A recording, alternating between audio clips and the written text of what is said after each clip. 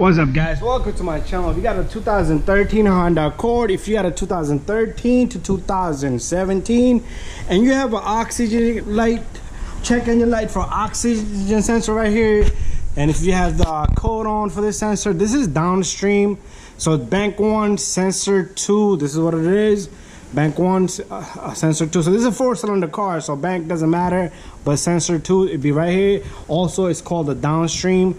So I did change the one up on the top, so you can check out my video, but this is the one that there's no sensors after this. So this is the last one over here.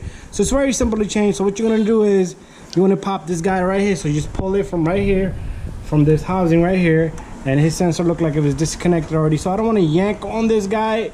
So I do want to, you do want to grab it, and we are gonna somehow, some way tie this down a little bit, because you can't leave it loose. Okay, so let me set up my camera and we're gonna remove this. We're gonna change this. I'm gonna show you the torque spec on it, show you the part number and the brand that I'm gonna use for the sensor. So we got the Honda Accord here. I had it on the lift earlier, so I came down a little bit just to scan. All right, so we got a code here. It's hard to see. Right there you can see the scan tool. I hate this, how they designed this guy. You see that 139? The code is 1, let me put this way, P0139. It says, you guys can see it better for heated O2 sensor, sensor 2 slow response. So that's sensor 2, bank 1 sensor 2. Anyway, that's the code, 139. So we're gonna replace that sensor. To begin with, what we're gonna do is we're gonna disconnect the sensor. So all you do is you push on this tab right here. Well, make sure you don't yank on the cable, just push and hold it back in the connector, and you should be able to, if I'm able to do it, you should be able to do it. Sometimes they tend to get stuck. Just don't yank the wires. You don't want to break the wires, and the connector will come off very easy. So you can put a number 22 wrench here. It's all up to you. But I am going to be using a socket. Let me go get that socket. And give me a moment right here. So I do have my socket here. So make sure the car, if it's hot, the muffler is hot, make sure, be careful you don't burn yourself. This is mild, so it's not too hot for me. And when it's hot, it's easy to take off. So this sensor will slip right through this cable right here. So I'm gonna slip this right in, and we're gonna go counterclockwise. Let me try to get the camera in a different angle, and let me try to move it up a bit. There you go.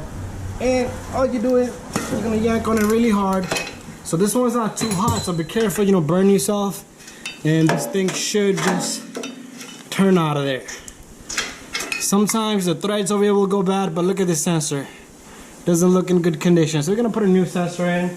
Let me go get the sensor. I'll show you the part number, and I'll show you the brand I'm gonna be using.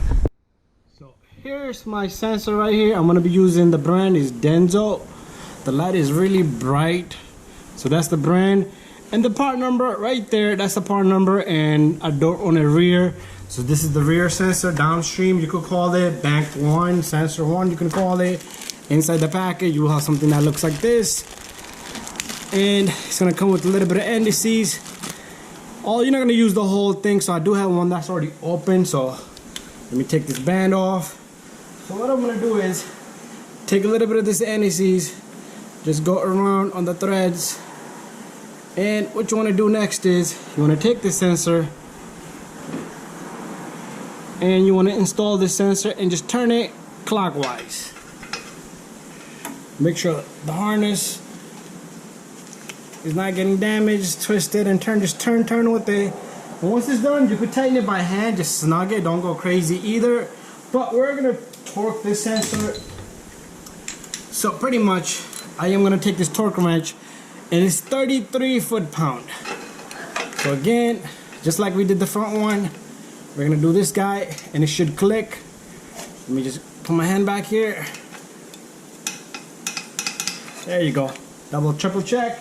We're all done pretty much. You take this connector, Make sure it goes click, okay? If it doesn't go click, it's loose.